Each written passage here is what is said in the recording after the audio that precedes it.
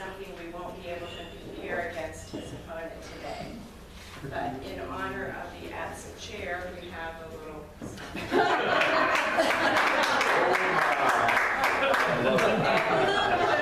to give you a little history, initially, Mr. Davenport did not return my phone calls nor respond to my texts. I know that's shocking. But not to be ignored, I waylaid him following an informal session at City Council last month, and when I addressed my attempts to contact him, he responded with a deer in the headlights look and said, "You did?" And checked his calendar on his phone, and he was free for today, and subsequently he confirmed his attendance at the hospitality forum, requesting an email which he did not respond to until late this week, when he gave his regrets with no reason for it. However, we will ask the questions that we wanted to answer of the empty chair and our scarecrow, and perhaps a more comparable replacement, as it too is full of no substance and has stronger brains. Don't hold back, don't put your So basically, Need somebody to support him. if you diss me, I'm going to diss you back. Leave the straw man. Well, we had a ask for it not to be in the video, so. I'm very pleased to have the honor of introducing our moderator, Gary Weiler. Gary was born and raised in Virginia Beach and graduated from Bayside High School. He went on to earn an undergraduate degree in business and accounting from Georgetown University and served as one of John Warner's first legislative aides in the U.S. Senate. Gary earned a Juris Doctor from the University of Virginia Law School in 1982. Following graduation, Gary went to work for President Ronald Reagan in the White House, and instead of joining a law firm, he returned home and opened his own law practice in 1984. His reputation is one of giving personal care and attention to his clients. Gary's community and political activism is legendary, as are his 4th of July parties. Please join me in welcoming Gary Weiler. I'm not sure that the word moderate in any form has been applied to me lately. I appreciate that, and I appreciate everybody's time today. We do have some rules here, and Candidate Dyer will not necessarily feel obligated to use every second since there's nobody on the other side.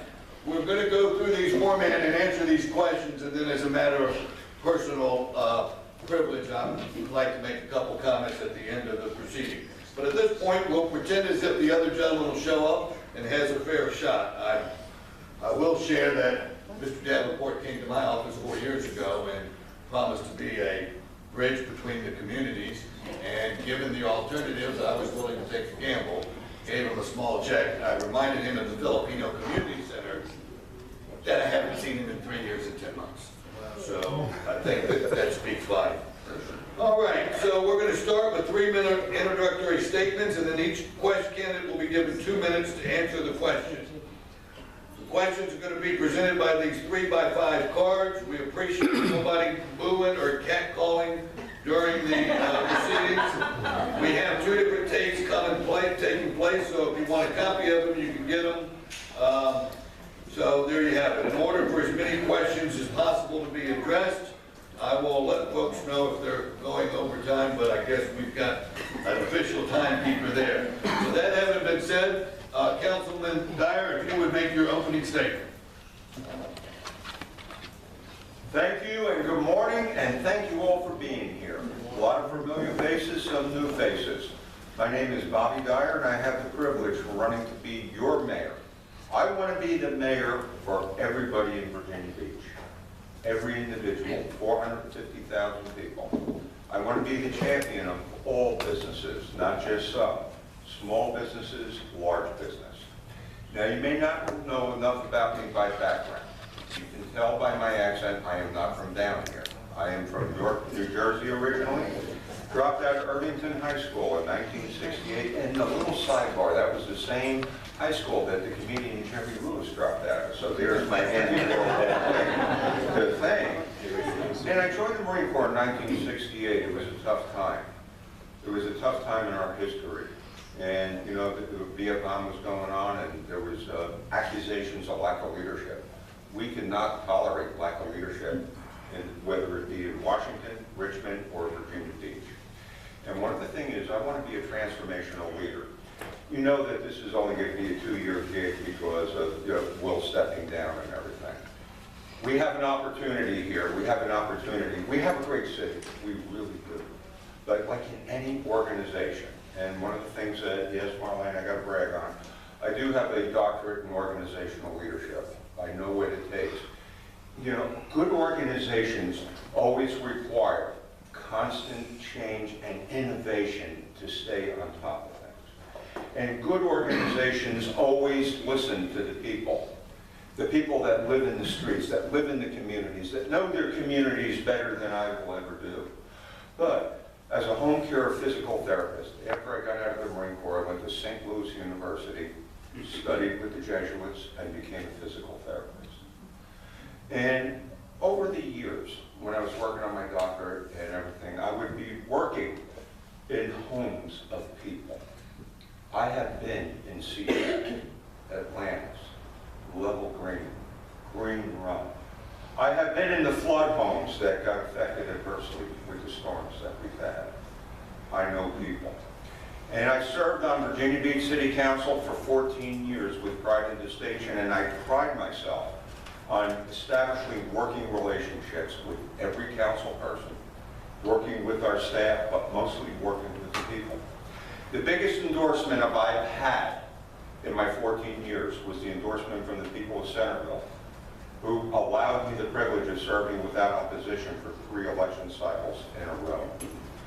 Let me take forward this spirit that I have to be your champion and become your mayor on November 6th. Thank you, and God bless you. Thank you.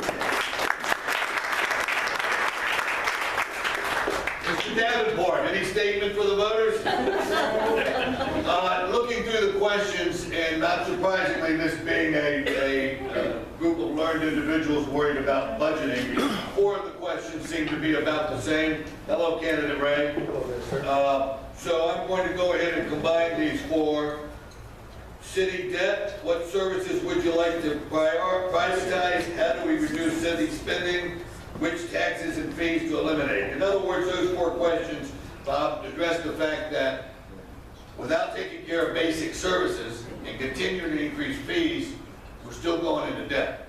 So we understand that there's no such thing as a road ferry or a free lunch. So tell us how you're going to balance the needs for flood control with our current debt situation and still not increase our taxes and fees. Good luck. No, we always start off with an easy one, right? We need change and innovation, and the way we're doing things is no longer working. The other night, we had the privilege of sitting at the New Zyre Theater, and with the Lynn Haven River Now folks, and guess what? We have an astronomical challenge ahead of us going forward. Hurricane Matthew exposed our soft underbelly being woefully unprepared in terms of what's going on with flooding and everything. It's a phenomenon, but once again, it's not Virginia Beach alone having these problems.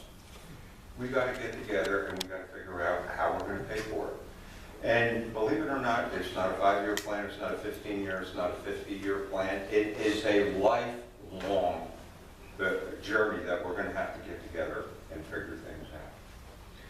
Now, one of the criticisms I have is the way that we do business and conduct budgets. And one of my proposals is to change the budget process. And instead of having public hearings after the budget has been printed and given, let's have public hearings before we go to retreat. And let's get input of the priorities from the people. You tell us what the priorities are. You tell us what we have to spend on.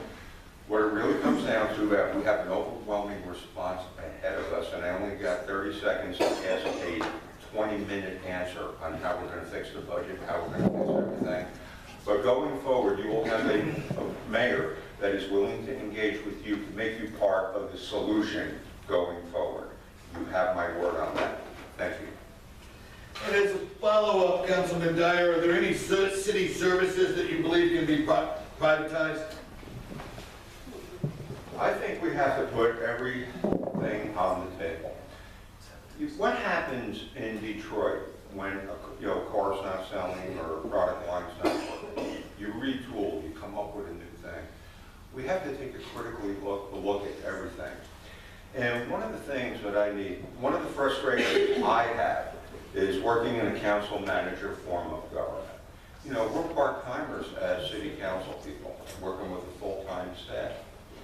And we also work with the development authority. What's missing is ethical oversight. Back in 2005, I wrote an editorial about the need for an ethics commission and oversight. And one of the things I would like to do as mayor, as your mayor, is put together an ethics advisory committee that really takes a look at everything and takes a critical look at what we need and don't need. One of my points of pride, 6 years ago, I started a process improvement task force. You realize the intellectual capital that we have in this city, retired generals, admirals, CEOs, CFOs of major corporations. Why aren't we bringing these intellectual assets to the table to take a critical look at how we conduct ourselves and what's working, what's not working? What happens in Detroit when a car's not selling? You get rid of the product line and you devote your resources into other things.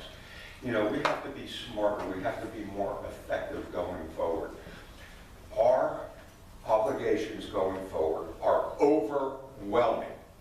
And the only way we're going to, we not only have to survive the future, we have to thrive through the future. And the only way we can do that are bring people, you, the citizens, to the table, tell us what your priorities are, and hold us accountable.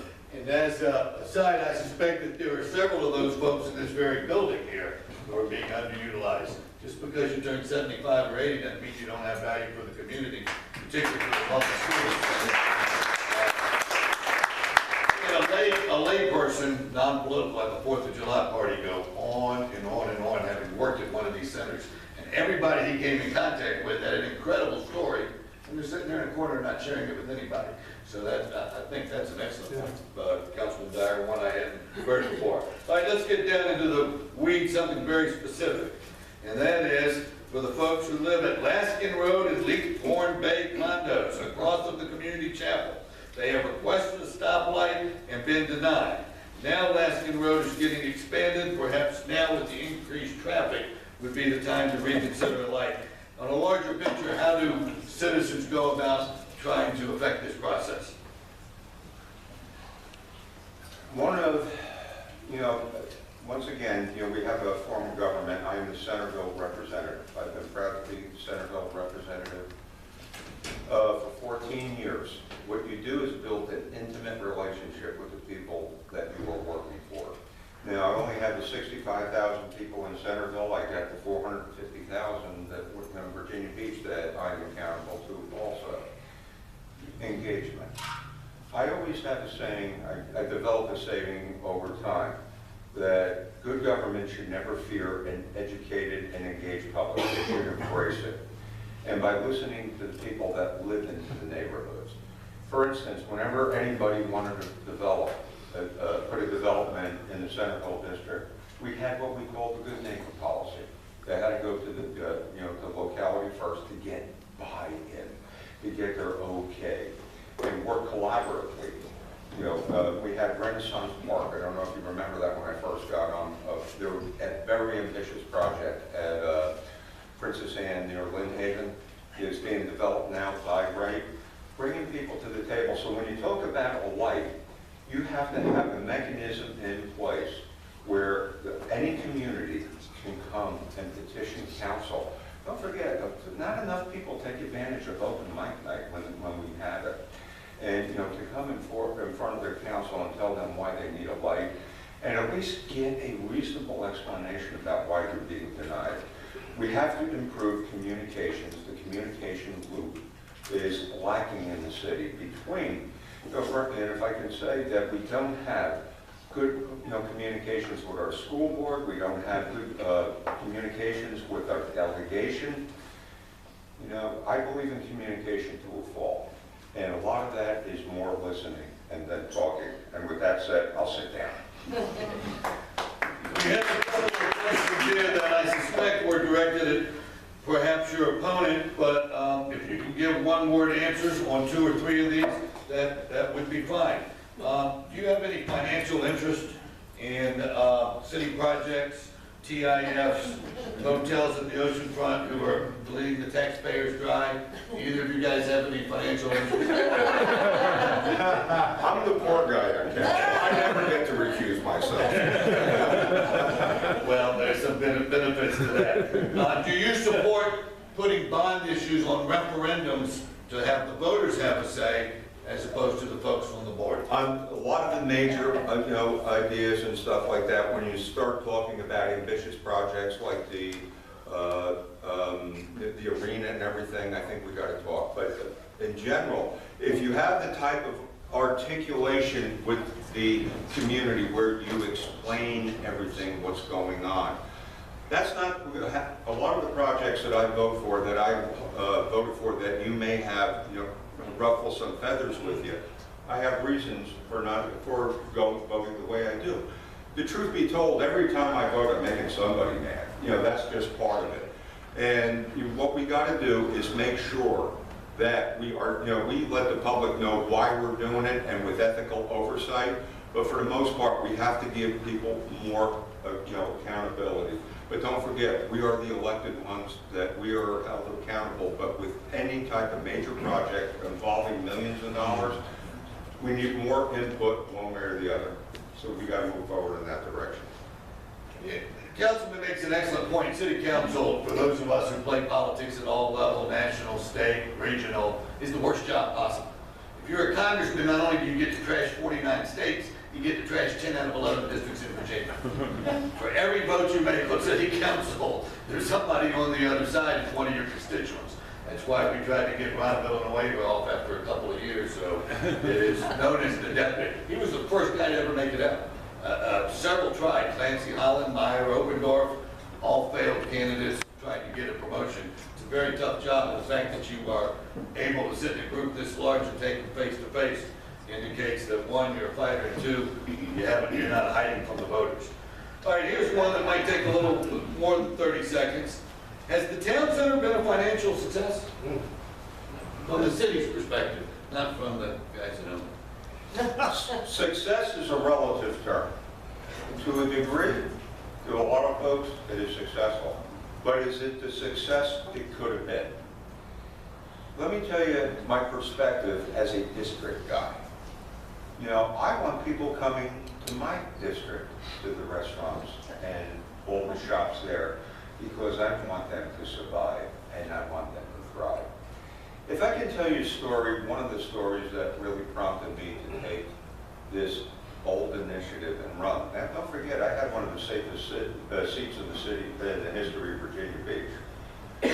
And I'm putting my bacon on the line, because if I lose this election as of December 31st, I'm gone.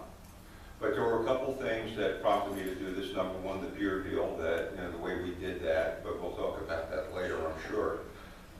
I stopped at Fairfield Shopping Center a couple months ago to a restaurant. And the guy said to me, the owner, Bob, I can't compete with Town Center anymore. A month later, he went out of business. Frankie's Ribs, 25 years. Okay? The way Town Center was structured is an example of how not to do it where certain developers get inside baseball. If we had a better model that would have encouraged more competition, and with competition, less city participation, I think Town Center is a good thing, but it could have been a lot better. And I think if we improve the process by which we do these type of developments, and one of the things I am promoting, and one of my main mantras, I want a level playing field in the city of Virginia Beach that doesn't exist right now. I don't begrudge any developer their due, but let's treat every